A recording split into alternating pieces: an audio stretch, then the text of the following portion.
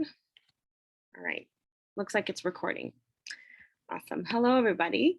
Welcome back to MSA SPS, or the Mycological Society of America's student and postdoc section. This is the Students' Mycological Colloquium. So we'll be starting on the dot to give our main speakers enough time to explain their work and for questions. So we just can't believe it, but we are currently at our 6th meeting. So we started this back in January, and every month we've been having speakers come in and talk. And so this is our 6th meeting. My name is Tanya Kurbasoyan. I am a 4th year, soon to be 5th year, microbiology graduate student in Dr. Jason Steich's lab. I am currently the vice chair, but I will be the chair next year for the MSA SPS group. I have Maria here, who is the webmaster. She will be the new vice chair this coming school year. I have Jillian, who's a social media coordinator. I have Casey, who's our treasurer, and hopefully the rest of our executive board will be joining soon. And so our new board will also be announced soon. I know that Maria was working on the newsletter, so hopefully that has come out or will be coming out soon to detail the rest of our executive board. But welcome. So again, this is being recorded. And so if you have any questions, or we'd like you to put it into the chat as the person is speaking, so that way at the very end, you get to the questions that way. And so either I will ask you to address the question, or if you don't feel like you could share the, if you could say the question, then I can repeat it for you, no problem. And so the talks themselves will be about 20 to 25 minutes long, leaving about 5 minutes for questions. So this will fill the hour, the complete hour. So we have 2 speakers.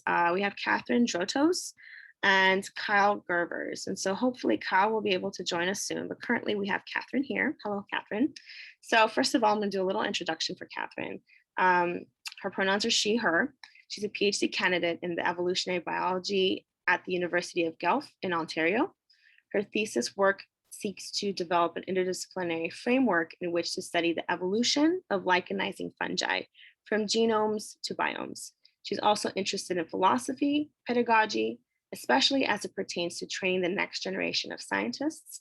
Outside of her research, she enjoys reading, art, and hanging out with her dog. So Katherine, please, let's begin. Thank you so much, Tanya. I'm going to share my screen. Go, and gonna pop this up. How does that look to everyone? Does that look all right? Wonderful, thank you so much. So yeah, so thank you so much for having me here today. This is really exciting. And I'm grateful to be able to talk about some work that I've just been developing actually since January. And I'm going to take you through sort of how we've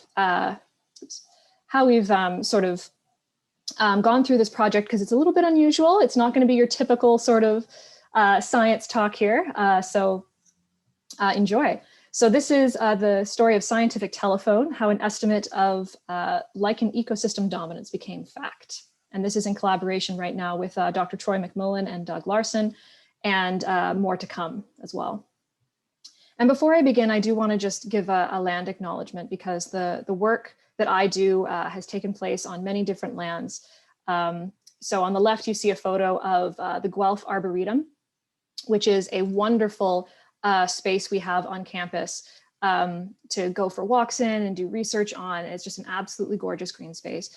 And I do want to acknowledge that this land was originally, and still is, the Between the Lakes Treaty No. 3, and it is the traditional homeland of the Attawandaron people and the Mississaugas of the Credit. And on the right here is Churchill, Manitoba, which is in the subarctic. And I've also done some work there, and that is the traditional lands of the Dene people and the Cree as well. And if you ever get a chance to go to Churchill to do field work or just to visit, I highly recommend it. It is an absolutely beautiful place. So we all have truisms in our work.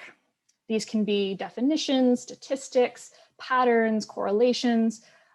Everyone has them, whether you realize them or not. So for example, what the definition of a species is in your work, or what's the exact right ratio to plate your yeast on. And everyone has these truisms that are sort of maybe born out of lab culture, or are sort of perpetuated through the literature, and you just sort of take them for granted. And after a while, especially within discipline, You might reference them, you might not.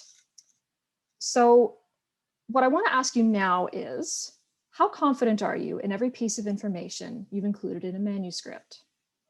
And it might seem like a simple question, and I'm going to promise you it's less simple than you would like.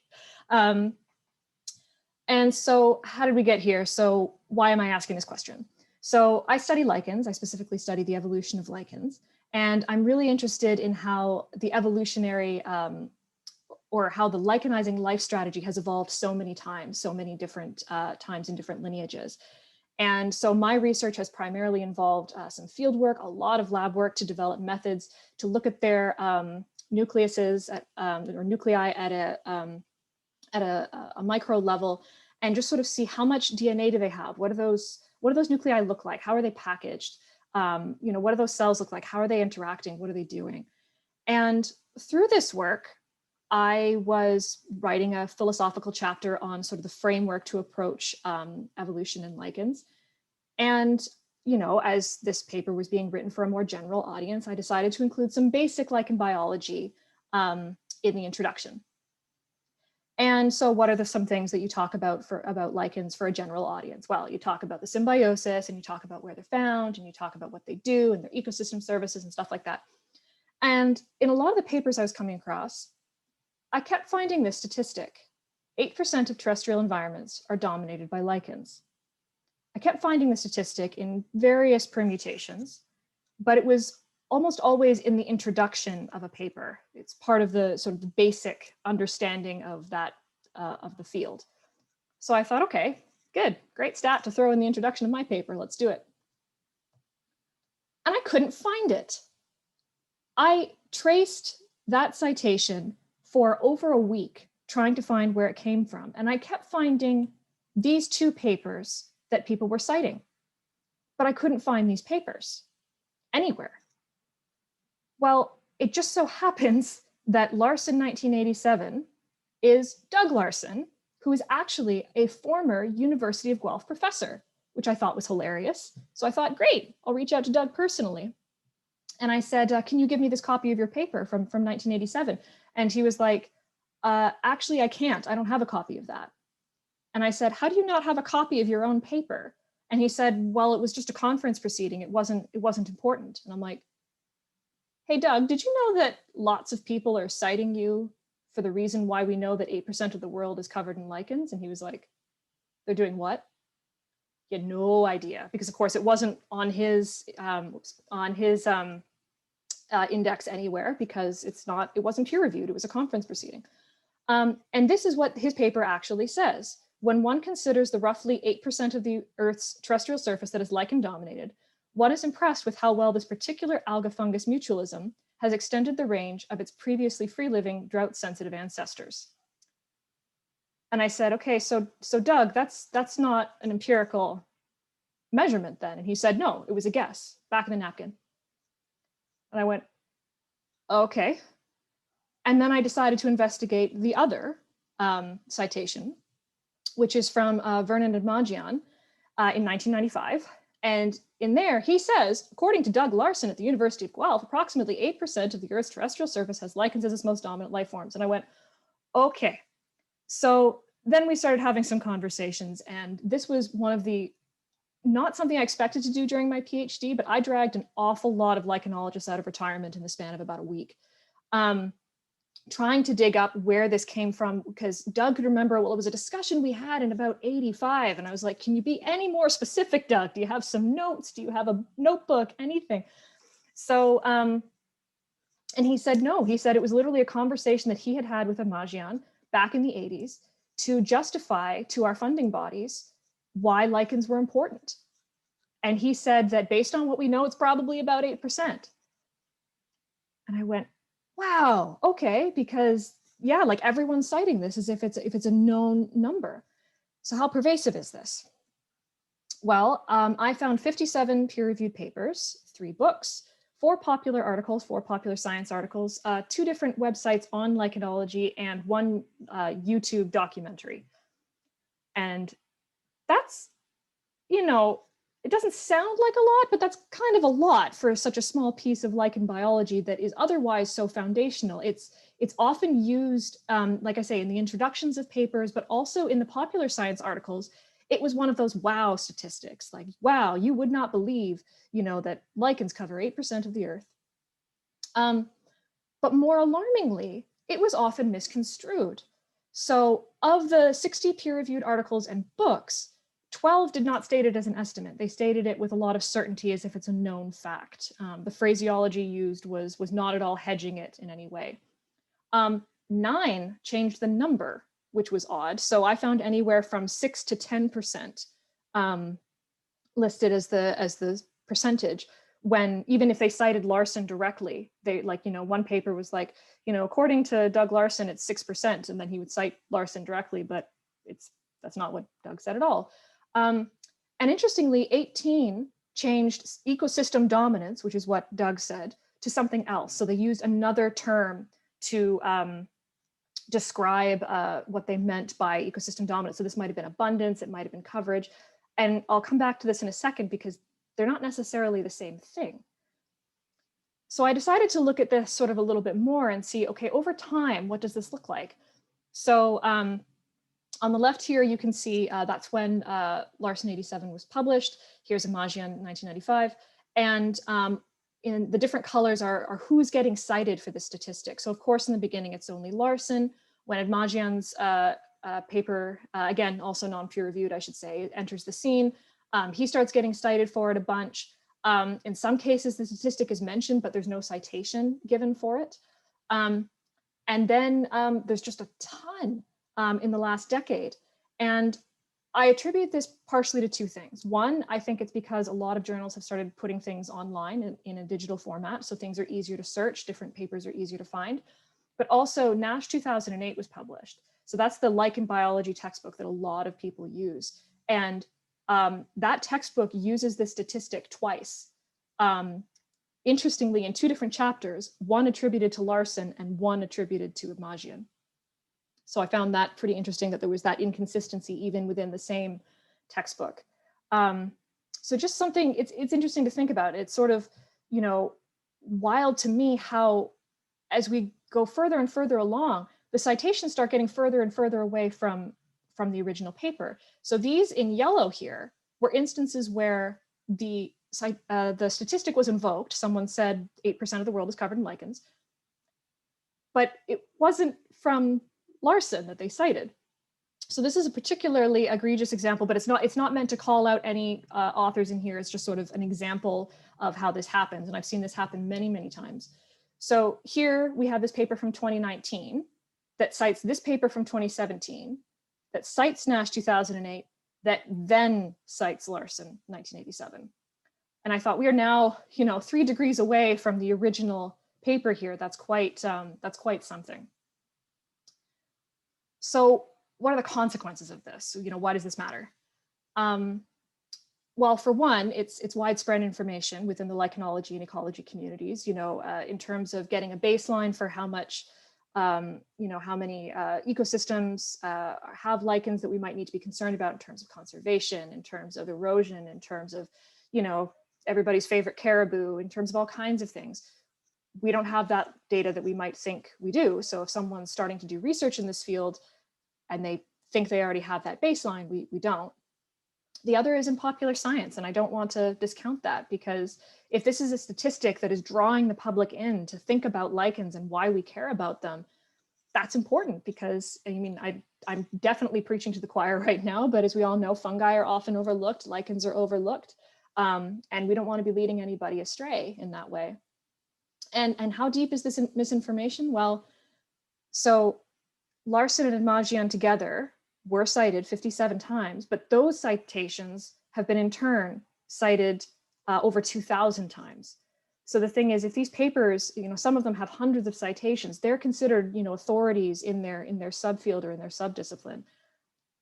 Gets kind of messy when, such papers are now being spread around with this piece of information that, may not necessarily be untrue, but we just don't know. We don't have the data to back it up. And crucially, we think it's been studied when it hasn't. So this is a really interesting question to me, like how much of the world is covered in lichens? How many ecosystems, have lichens, and what are they doing? Because as we know, lichens are responsible for a number of ecosystem services, including light reflection, erosion, habitat, food. So it's kind of an interesting question of which ecosystems have them and how much is there. So the next step then is, what's the real number? And how would we go about finding that out? Well, the first thing to establish is, what are we actually measuring? Because as I said, ecosystem dominance could be a number of things. It could be relative abundance in terms of the number of species present. It could be relative abundance in terms of percent coverage. It could be biomass. We have to figure out what we mean when we say ecosystem dominance before we can even start to think about measuring it. So how are we going to measure it? So I'm super happy that this sort of serendipitous find has led me to meet and collaborate with a bunch of really, really cool lichenologists and remote sensing experts.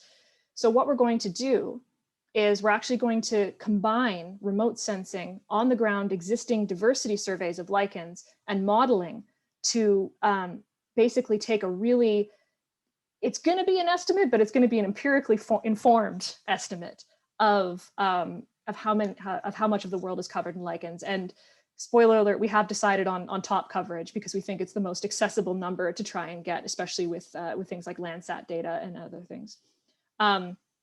So how are we going to get this data? Well, we're planning on asking as many lichenologists as we can get a hold of, because of course, there's lichenologists and mycologists and ecologists all over the world who regularly go out to the field. They're very familiar with their study area.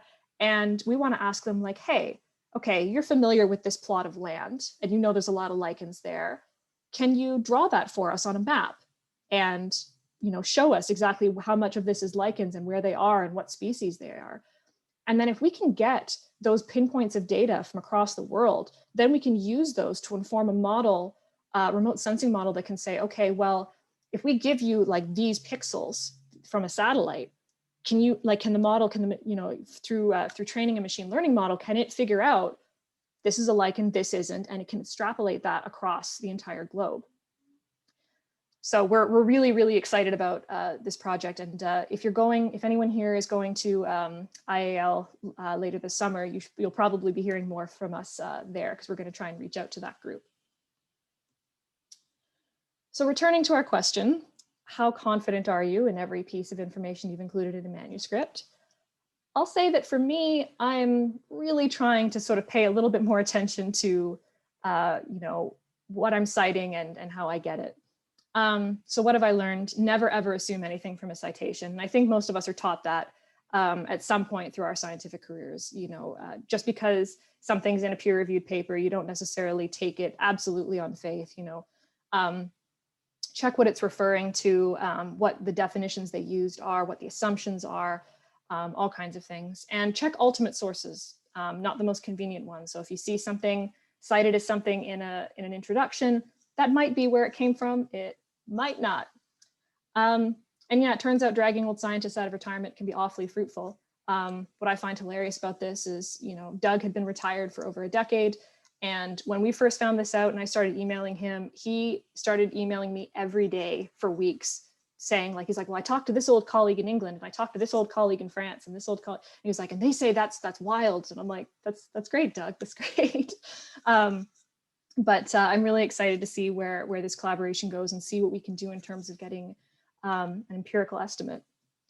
And before I end off, I just want to say this quote from Stephen Jay Gould in one of his essays, also coincidentally published in 1987, really kind of stuck with me. So this is where he talks about the wildness of using fox terriers in evolutionary textbooks. So if you're not familiar with the example, I suggest you go look up his essay on fox terriers. But in it, he says, authors of textbooks are copying material on a massive scale and passing along to students an ill-considered and virtually Xeroxed version with a rationale lost in the mists of time. And typical to Gould, that's pretty flowery and prosy. But the point stands that we have to be careful that we're not just repeating something for the sake of repeating it without checking where that information came from. So with that, I would love to thank Peter and Matt, who are absolutely instrumental in getting the remote sensing off the ground. I'm really excited to see where that goes. My advisory committee, especially Toby Sbrabilla, who's been super helpful in connecting me with all kinds of great folks. And yeah, I'll be happy to take any questions.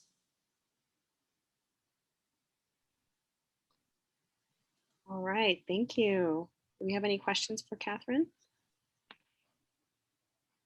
I know you shared it, but I'm going to share it again. So our two speakers, here are our Twitter accounts. So y'all can follow them and see where the story takes.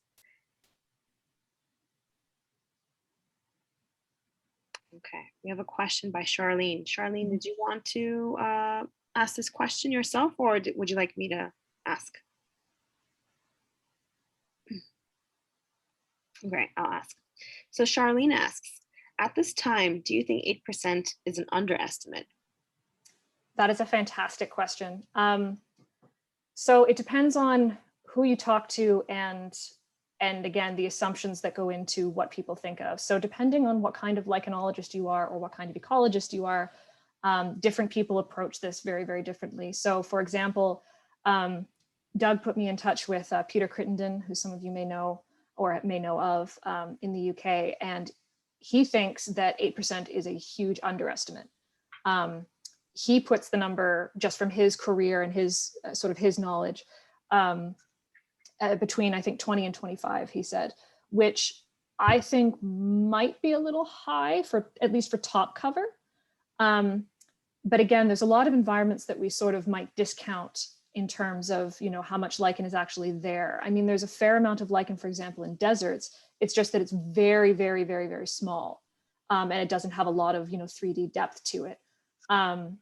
So it might be that there's actually more lichen than we realize, which again is why we sort of want to collaborate with experts who know all these different ecosystems and can sort of give us an informed view of each of them so that we can delineate and then, you know, sort of put it all together.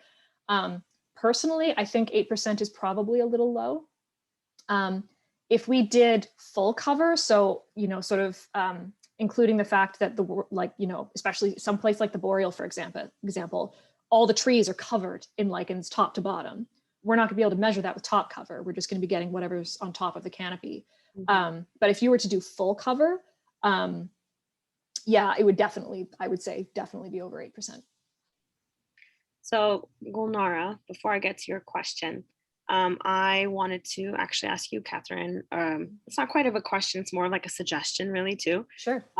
So my lab actually does, there's some individuals who have left, but like some of us are still looking into these desert biological soil crusts, which are these features that do have lichenized features as well. So there are lichen organisms that are commingling and working in with these assemblages. And so I can bring a contact for you.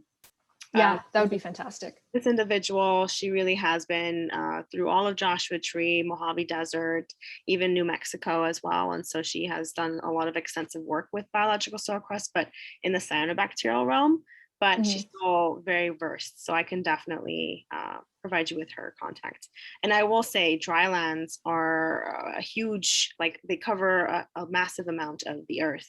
And so if we think about that and think about these biological soil crusts, which are features on these spaces of land, then I would probably say the estimate for 25 is maybe on the nose. I don't know. I'm not an expert, but it's like, it makes me think about that. I'm like, oh, possibly in that realm. Thank you so much. That would be great. And yeah, no, I totally hear you. I think there's a lot of environments that we're potentially not thinking about, or maybe most of us don't know as well as we could. So then we don't think that they have as much as they do. Yeah, absolutely. All right, Gulnara, I know you have a question. You're welcome to unmute. Sure. Well, first of all, thanks, Katherine. That was really interesting. And I was so excited, like as soon as you introduced the topic, because at some point a couple of years ago, I tried to go down the same rabbit hole. I also found the statistic and I was like, where the hell does it come from? So I tried to dig up, but yeah, I didn't I definitely didn't get to the bottom of it. I spent maybe, you know, like an hour reading all the papers, and somehow my conclusion at that point was that somebody, because yeah, it's like in some sources they cite it as 8% of land mass is dominated by lichens, and in some places, I think some people try to like sound like add a little bit uncertainty and say something like dominated by like covered by lichen dominated ecosystems, which I assumed was like just tundras, because we all know that tundras are sort of lichen dominated, so people were just somehow giving that statistic. And I was wondering, like in your conversation with the author of that original paper, did he really mention at some point what was the rationale? Like did they try to calculate it a little bit like that? Was it like I'm just trying to think of what what was the strategy? Where exactly this number came from beyond of this just sounds right to me, you know? Yeah, thanks, Galia. Yeah. So all I could really get out of Doug was that it was from a conversation he had with Edmagian back in the 80s. And I don't think they did much more than possibly make a few quick calculations on a scrap of paper. And again, to be fair to Doug, he never intended this to do anything. That's why he put it in a non-peer-reviewed publication as a throwaway remark.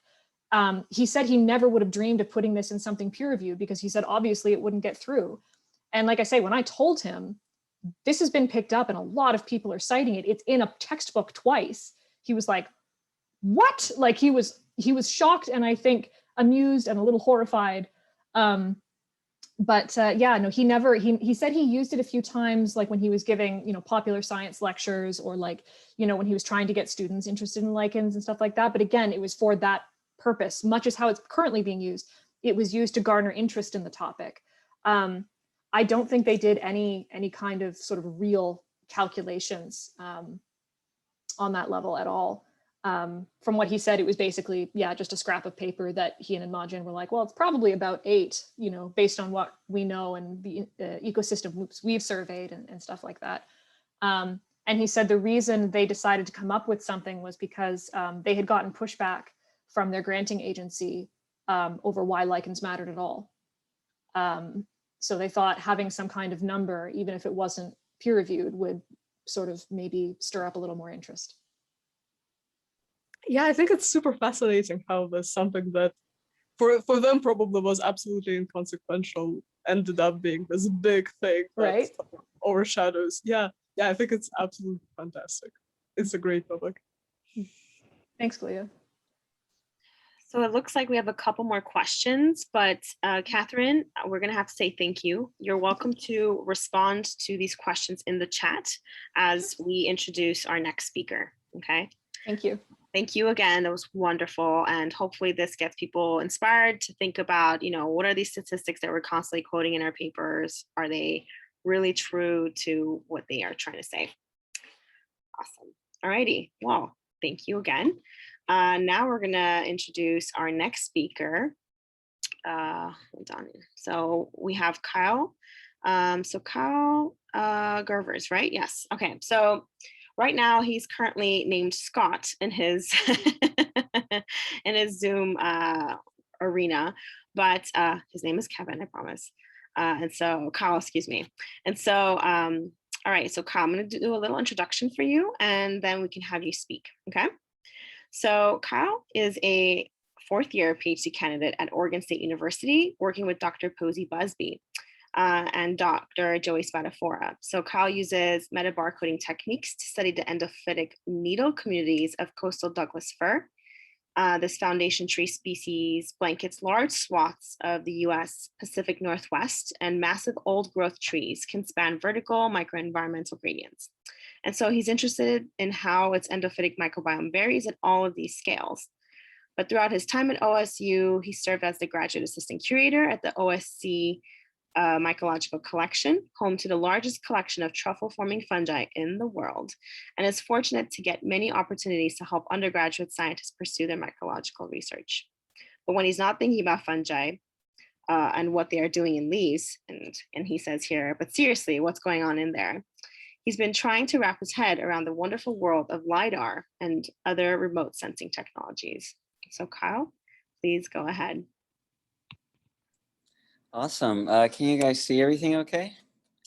Yes, we see it in a Google Docs format. So I don't know if you are sharing the complete screen or if you're okay with this. I think this is a fine format too. Okay. All right. Are slides transitioning okay? Yep. Yeah, they're Okay. transitioning. Yep. It's just Okay. the other things too. That's all. Just letting you know. Are Tab. the animations popping in okay on this? Mhm. Okay. Then I guess it's functionally the same. right. Cool. Let me get everything all kind of set up here. Okay, don't do that. Oh, what did I do? You zoomed in and it really just zoomed into like a piece of your presentation. Oh dear. Is Okay. everyone else experiencing this or is this just me? I think I it's saw good it too. now. It's back now. It's back now. Okay, it's back now. Yes. Okay. Yeah. So I think you're stuck this way. Okay. That sounds good then. All right. Well, I'll just jump right into it. So, yeah. So let's look at how cloud closure affects the endophytic leaf microbiome of compositional dynamics of over time in Pseudoxylem or coastal Douglas fir. So here we go. All right, so endophytic fungi are more or less like described as these fungi that can form these internal plant infections, either intracellular or intercellular, and they're mostly symptomless. But they can infect many different plant tissues, many different plant taxa, and they themselves are composed of many different fungal taxa from different groups, though largely from the Ascomycota. And especially in leaves, there's beginning to be increasing recognition that there's pretty diverse functional outcomes or functional traits that these endophytic fungi have. And these functional roles are relevant for the modulation of stress that their plant hosts often experience. And it's becoming increasingly detected and accepted that these endophytic fungi can modulate pathogen stress, can modulate abiotic stress that the host experiences in the environment via water loss, and as well as nutrient stress. So it's somewhat also accepted that there are a lot of different scales that these fungi vary at. And because of the functional roles that they have, there's a lot of interest in determining how they vary in different environments. And thereby, how might these functional properties vary across different environmental gradients? And so more is known at these regional scales and these landscape scales, even to the level of the stand. But a little less is known about those gradients that can be experienced within a given host. And I say that and you guys probably are instantly like, well, what do you mean environmental gradients like within a host? So, and I'm not talking about plant part. That's been looked at quite a bit as well. And they found differences along these gradients of different plant organs and tissues. This is more so a problem for large old growth trees like coastal Douglas fir. The largest coastal Douglas fir tree is around 100 meters tall. And the largest Doug fir that has been harvested has been identified around 140 meters tall. And so at this point, we start to kind of blur the line between like the host and some of that stand level variation that I talked about here. And so these old growth trees are basically going to require us to think differently about environmental gradients and microenvironments and microclimates. And so taking an old growth tree from the Cascade Range in Oregon, I've zoomed in on a week in winter 2018. And here you can see, you know, while the leaves are relatively wet, we see that kind of all these aspirated air temperatures are pretty close together. Can you guys see my pointer? Let's see. Oh, you can? Okay, awesome.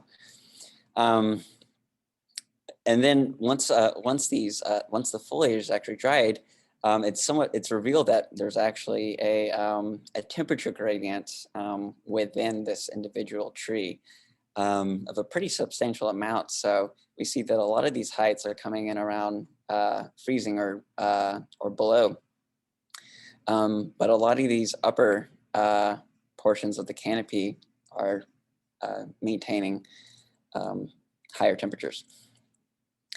And if we look in at the same week and talking about leaf wetness, we also see kind of a flip situation where some of those higher portions of the canopy are actually wetter for longer periods of time. There's some distortion here.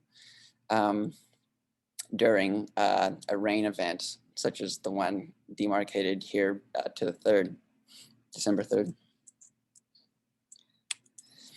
And as well, work by Jeffrey Parker has kind of really demonstrated how these the presence of light gradients within the crown of old growth Douglas fir.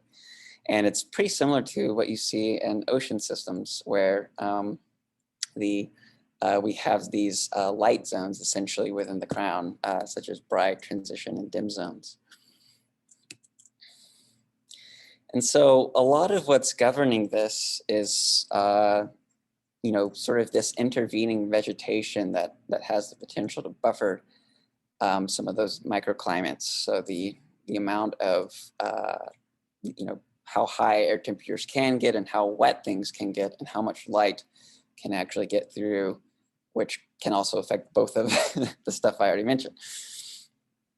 And so, you know, there's interest then in describing how, you know, this property of crowns and canopies might alter some of these fungal composition within the crown, given that there are some of these abiotic properties associated with this change in the vertical axis.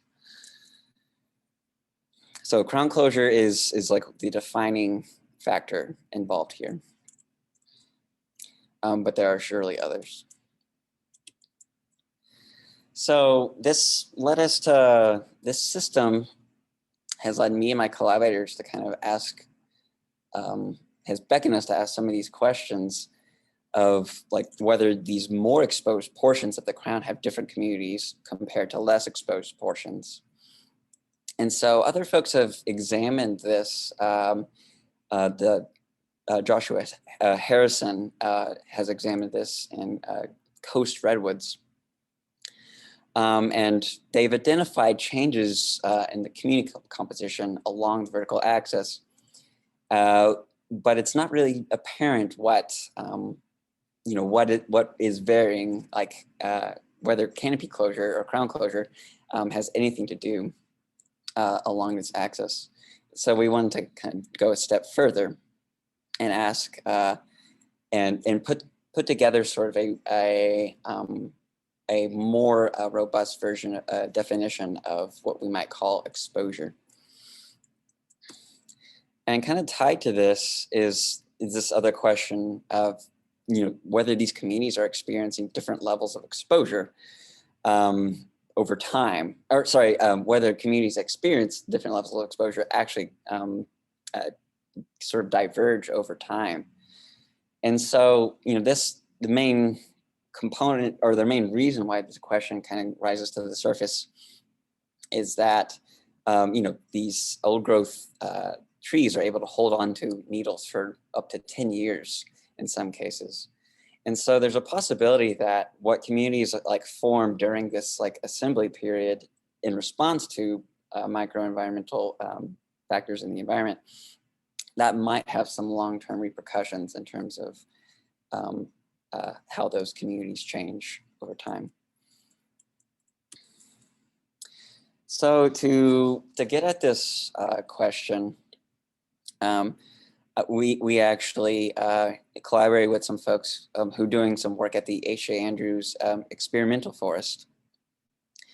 And so this forest is located on the western side of the Cascades in Oregon.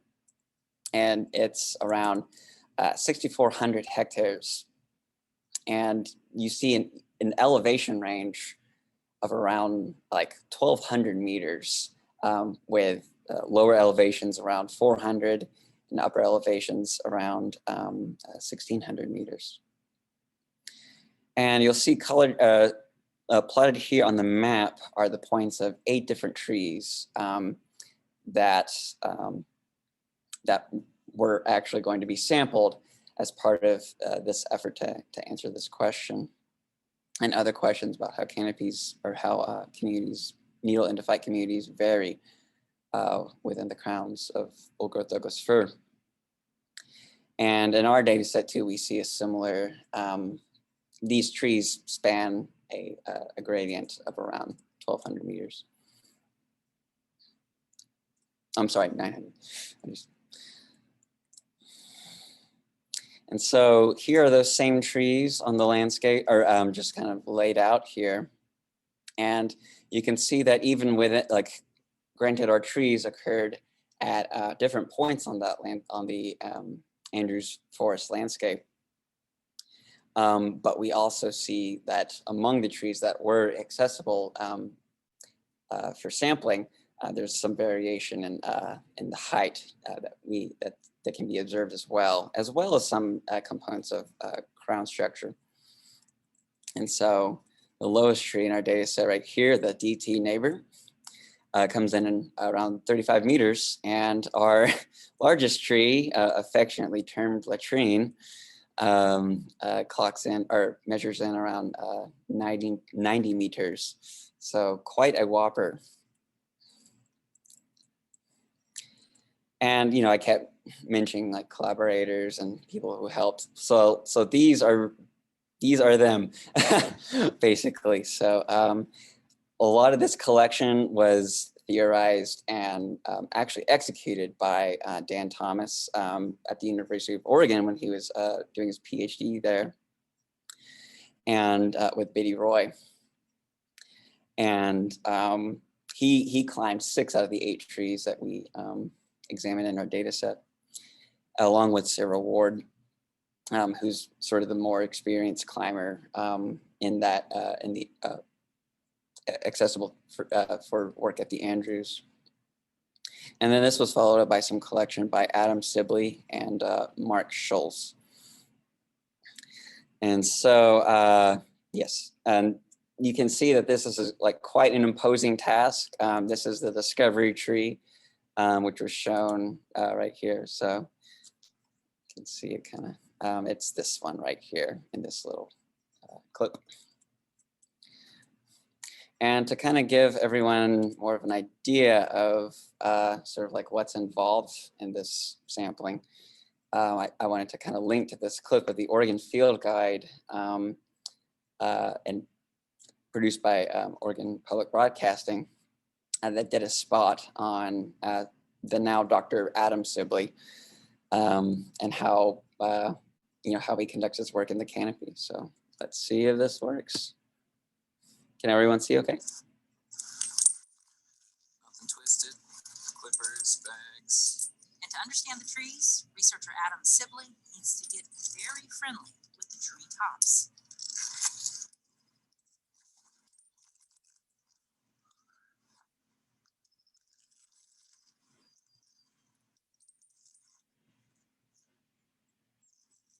All of a sudden you punch through all the canopy that's been surrounding you and you're out with vistas. It's just really awesome.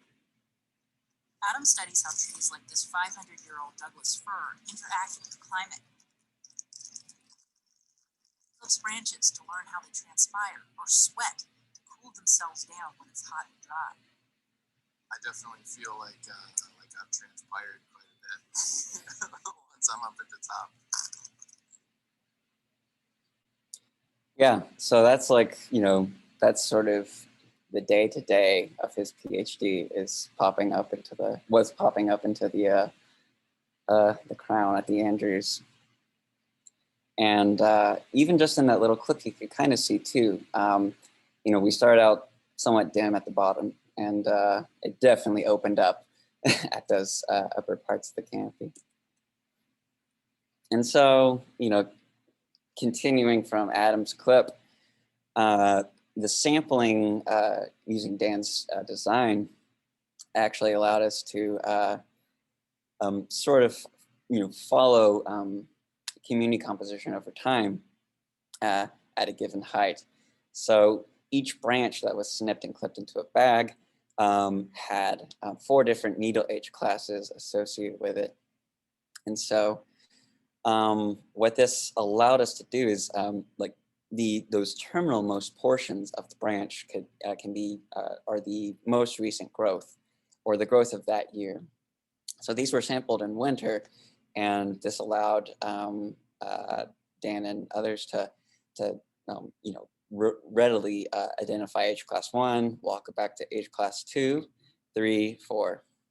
And so we get to actually get at, to some degree, this temporal component and what effects might actually be left behind here.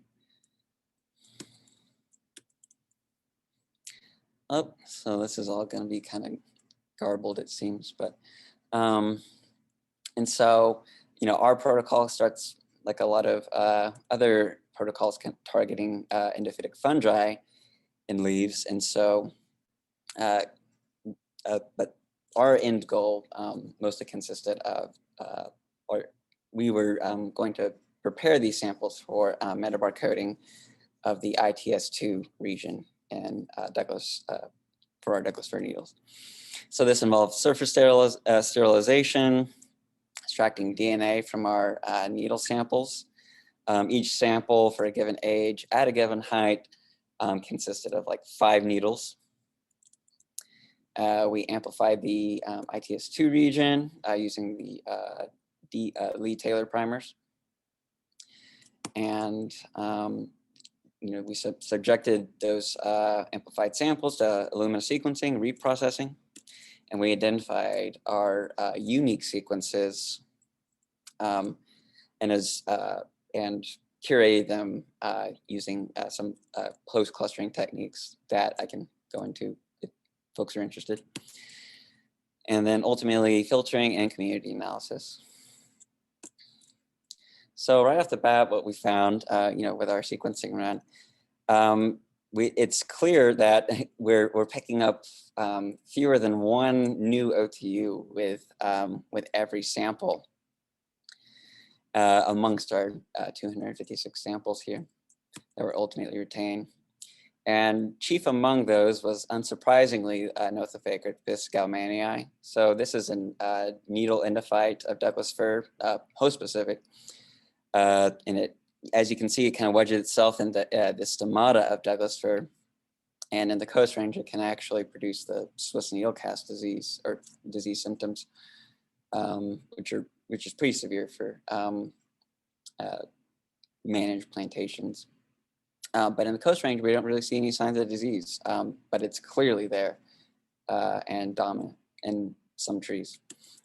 In other trees, we see dominance by rhabdocline OTUs, and mostly, like we're talking about a few OTUs of rhabdocline parkeri, with a little sprinkle of rhabdocline pseudotsugi in one tree. And this is an endophyte that's lies in wait for basically during the entire lifetime of the needle, and is kind of speculated to actually and has speculated, but has been demonstrated on small scale to actually produce compounds that are actually anti-insectivore, or sorry, anti-herbivore compounds, which may be relevant against combating the growth of midge larvae in the crown. As well, still kind of within the realm of expectation, is the endophyte Philisticta abetus, but we can clearly see at this point we are talking about stuff that OTUs that may be a little less frequent among other trees. As well, this is a this is not really been reported before in Douglas fir, but we've identified Microspis stribolina as an OTU that's dominant in our upper elevation trees, the PC12 and PCs, or not dominant, but present like within this 95% cutoff that we're showing you right now. But it's only known to associate with members of Pinaceae, either their foliage or their cones. So we're kind of interested in exploring that area a little more. And I just wanted to kind of give a shout out here too, but in one of our trees, we identified a strong presence of Hormonema microsporum, which is identified as a member of the core microbiome for coastal Douglas fir seeds. So interesting that it's only one tree, but the stacked bar chart can kind of obscure some more subtle patterning that exists here.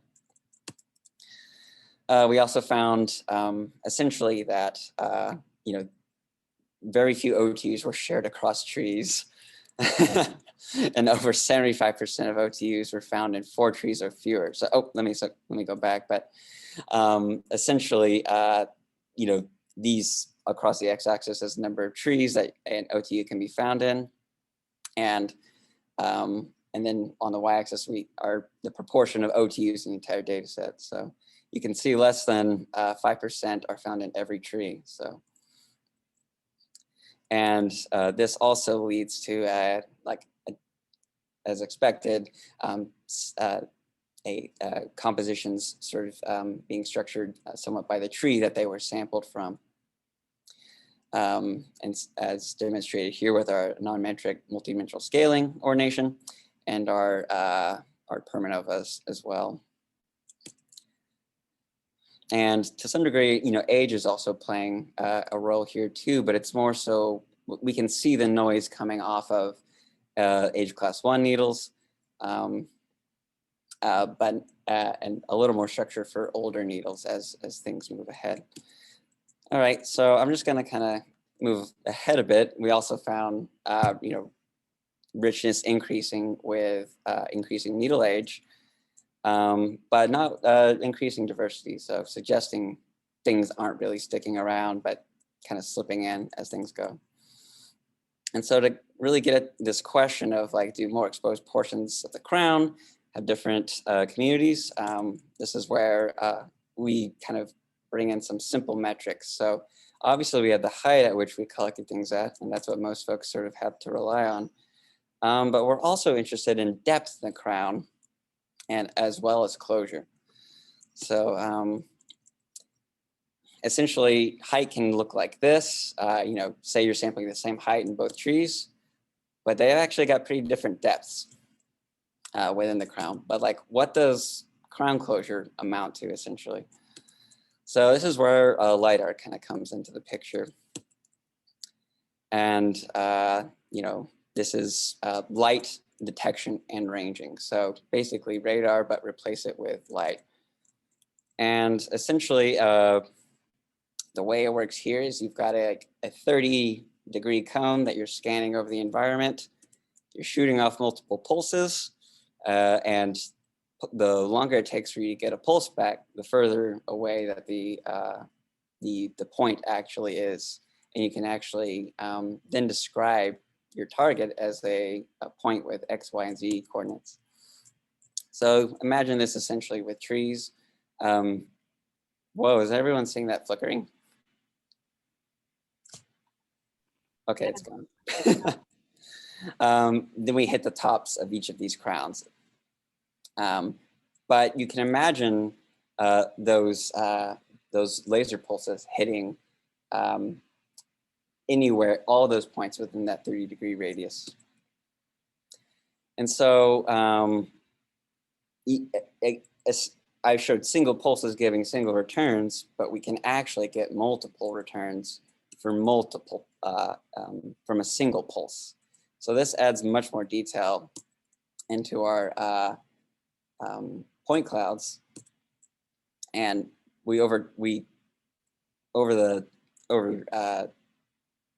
and yeah, essentially with enough pulses and enough returns, we can get pretty decently sampled point clouds. And so we'll come back to our height and our depth.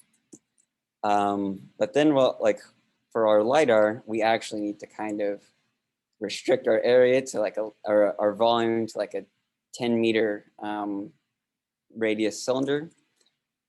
And then we just take a simple fraction of the number of points above that given height relative to the total points below, in that entire cylinder, and multiply it by a scaling factor.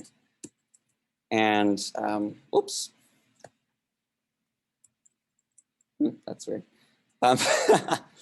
Well, that's I don't know why it's not being animated right now. Whoops. But essentially, what we find is that depth and closure, actually, I'm kind of wanting to, yeah. Let's see. Yeah, depth and closure here actually account for more compositional variation than height in an age-dependent manner. So we can look back at that at the end, but I'm trying to wrap up here. And knowing how, so we've got like this idea of height, closure, and depth, and that we can put towards our idea of exposure. So what we went ahead and did is we combined all three into this idea and sampled nearly 6,000 more trees across the landscape as LiDAR point clouds to really supplement this relationship. Here I'm just showing crown closure and height, but what we really have here is also crown closure, height, and depth. And we fit a smoothing curve to this relationship, but imagine this in a 3D context. And what we can then identify is points below that line, or trees below that line, or sorry, points shown here that are below the red line, we can identify as having open crowns or exposed, and points above we can identify as being closed. And we find that there are differences in diversity between the two, very subtle. You know, to really kind of get at this idea of whether differences are in composition or experience over time, we looked at consecutive Mantel tests that looked at the correlation between each of these age classes over time. We find that closed parts of crowns become more similar with time, and open parts actually become less similar over time after accounting for space in the environment, the spatial positioning. And yeah, so this kind of just describes what I was, what we had observed. And, oh, let's see. Well, I guess in the, I'm not entirely sure what's happening, but there we go. Okay.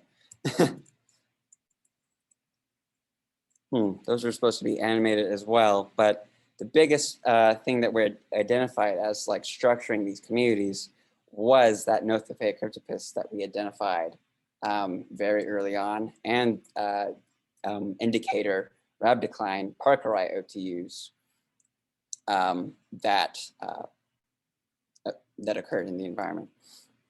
And so what you actually see is the for open exposure group points become more dominated by the Nothofacertipus over time, whereas the closed start out somewhat dominated by Rhabdocline parkeri and then become somewhat noisier over time. So I've definitely exceeded my time, unfortunately, but I'm kind of a whirlwind tour of LiDAR plus Douglas fir plus, yeah, plus endophytes. All right, thank you. Does anybody have any questions for, crap, I keep forgetting Kyle or Kevin. I'm Kyle. sorry, Kyle, yeah. Because I see Scott and I'm like, wait, it's not Scott. No, that's, I had to, fortunately, my laptop was like, I do not know what was actually happening with my laptop, and I'm borrowing a friend named Scott's laptop. Sure, no worries, yeah, all good.